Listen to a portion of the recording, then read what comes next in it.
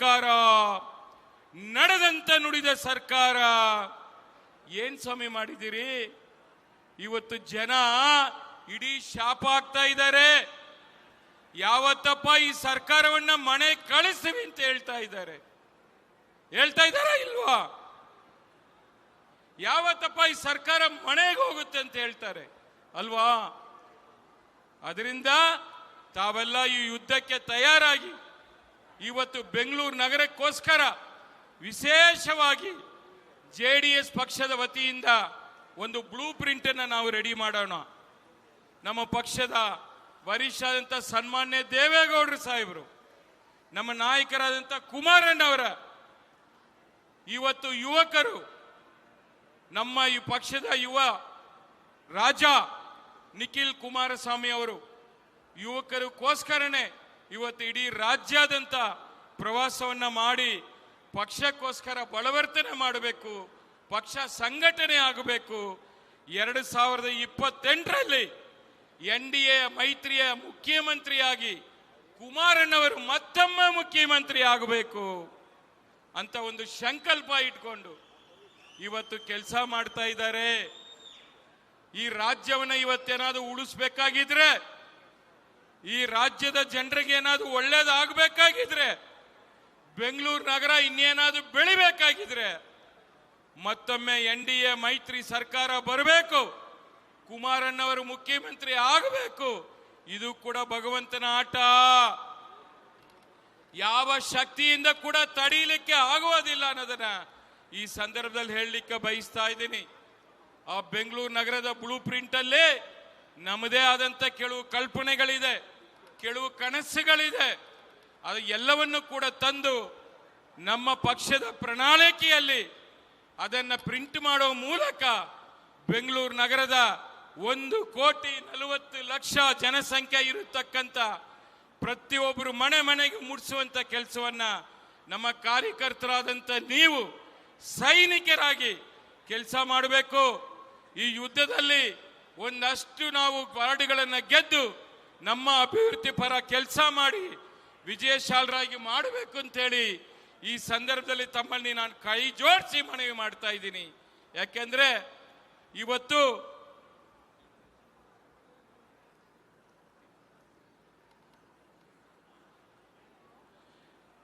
ದಯಮಾಡಿ ನಮ್ಮ ಕಾರ್ಯಕರ್ತರು ಇನ್ನು ಹೊರಗಡೆಯಿಂದ ಒಳಗೆ ಬರ್ಲಿಕ್ಕೆ ಆಗ್ತಾ ಇಲ್ಲ ಅಂತೇಳಿ ನ್ಯೂಸ್ ಬರ್ತಾ ಇದೆ. ಪೊಲೀಸ್ ಅಧಿಕಾರಿಗಳು ದಯಮಾಡಿ ಸಹಕಾರ ಕೊಡಬೇಕು. ನಮ್ಮ ಕಾರ್ಯಕರ್ತರು ಎಲ್ಲ ಕೂಡ ಬಂದು ಅವರವರ ಚೇರಲ್ಲಿ ಆಸೀನರಾಗಬೇಕು ಅಂತೇಳಿ ಕಳಕಳಿಯ ವಿನಂತಿಯನ್ನ ಮಾಡ್ತಾ ಇದ್ದೀನಿ. ಜೊತೆಗೆ ಈಗೇನು ಮಜ್ಜಿಗೆ ಪ್ಯಾಕೆಟ್ ಕೊಡ್ತಾ ಇದ್ರಿ, ತಿಂಡಿ ಕೊಡ್ತಾ ಇದ್ರಿ, ಅದನ್ನ ಎಲ್ಲವನ್ನ ಕೂಡ ನಿಲ್ಲಿಸಬೇಕು. ಇನ್ನೇನು ನಮ್ಮ ನಾಯಕರೆಲ್ಲ ಬರ್ತಾ ಇದ್ದಾರೆ, ಅವರು ಬಂದ ಮೇಲೆ ಕಾರ್ಯಕ್ರಮ ಅಧಿಕೃತವಾಗಿ ಪ್ರಾರಂಭ ಆಗುತ್ತೆ.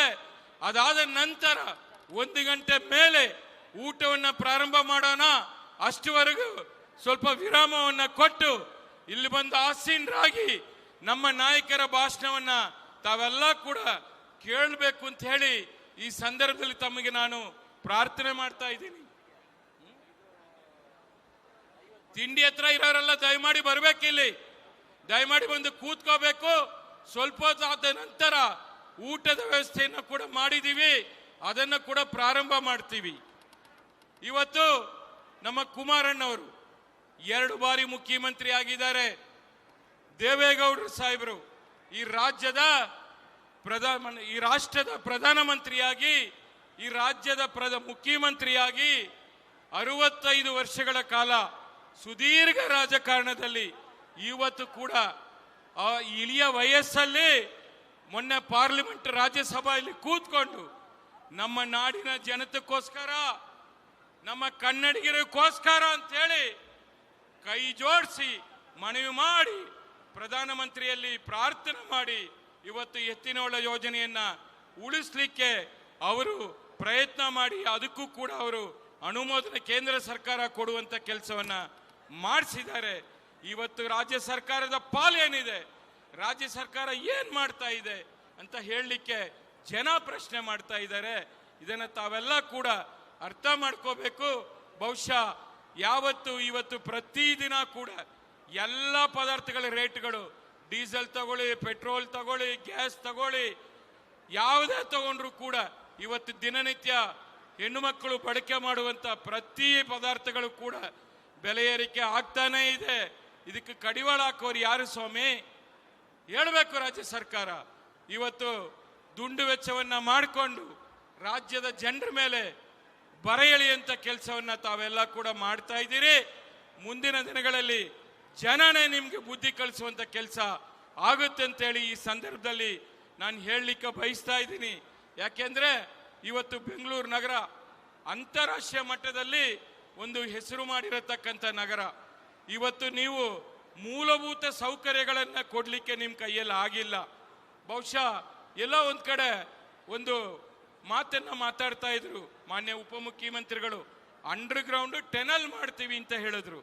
ಬರೀ ಮಾತು, ಬರೀ ನೀವು ಏನು ಹೇಳ್ತಾ ಇದ್ದೀರಿ, ಒಂದು ಕೆಲಸನೂ ಕಾರ್ಯರೂಪಕ್ಕೆ ಬರೋದಿಲ್ಲ.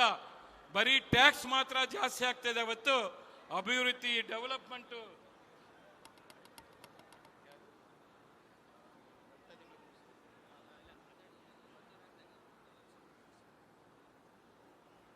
ನಮ್ಮ ವರಿಷ್ಠರು ಸನ್ಮಾನ್ಯ ದೇವೇಗೌಡರು ಸಾಹೇಬರು ಇನ್ನೇನು ಕೆಲವೇ ಕ್ಷಣಗಳಲ್ಲಿ ವೇದಿಕೆಗೆ ಬರ್ತಾ ಇದ್ದಾರೆ. ಅವರು ಬರೋ ಸಂದರ್ಭದಲ್ಲಿ ಅವರಿಗೆ ಗೌರವ ಕೊಟ್ಟು ನಾವೆಲ್ಲ ಕೂಡ ಇಲ್ಲಿ ಕೂತಿರ್ಬೇಕು. ದಯಮಾಡಿ ಆ ಕಡೆ ಈ ತಿಂಡಿ ಕಡೆ ಅಲ್ಲೆಲ್ಲ ಇರೋರು ಕೂಡ ಒಳಗೆ ಬರಬೇಕು. ನೀವೆಲ್ಲ ಬಂದು ಕೂತ್ಕೋಬೇಕು. ಕೂತ್ಕೊಂಡು ನಮ್ಮ ವರಿಷ್ಠರಿಗೆ, ನಮ್ಮ ನಾಯಕರುಗಳಿಗೆ ಗೌರವ ಸಲ್ಲಿಸಬೇಕು ಅಂತೇಳಿ ನಿಮ್ಮಲ್ಲಿ ನಾನು ಮನವಿ ಮಾಡ್ತಾ ಇದ್ದೀನಿ. ಮತ್ತೊಮ್ಮೆ ಬನ್ನಿ, ದಯಮಾಡಿ ಬನ್ನಿ, ಎಲ್ಲ ಕೂತ್ಕೊಳ್ಳಿ ಇಲ್ಲಿ.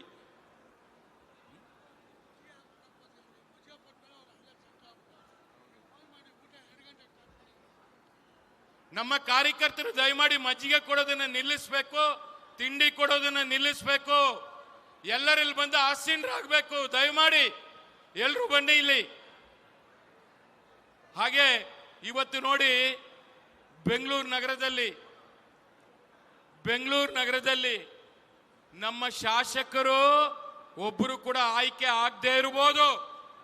ನಾನು ಮತ್ತೆ ಜವರೇಗೌಡರು ಇಬ್ಬರು ಕೂಡ ಇಲ್ಲಿ ವಿಧಾನ ಪರಿಷತ್ನ ಶಾಸಕರಾಗಿ ಕೆಲಸ ಮಾಡ್ತಾ ಇದ್ದೀವಿ.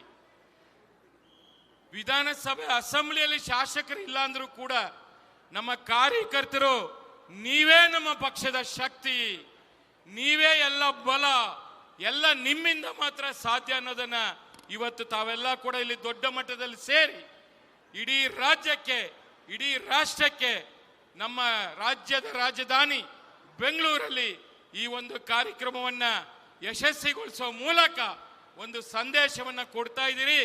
ಅದು ಕೂಡ ನಿಜವಾಗ್ಲೂ ಇದು ನಮ್ಮ ಪಕ್ಷದ ಒಂದು ಶಕ್ತಿ, ನೀವೇ ಅನ್ನೋದನ್ನ ತೋರಿಸ್ಕೊಡ್ತಾ ಇದ್ದೀರಿ ಮತ್ತೊಮ್ಮೆ ಅನ್ನೋದನ್ನ ಹೇಳಲಿಕ್ಕೆ ಬಯಸ್ತಾ ಇದ್ದೀನಿ.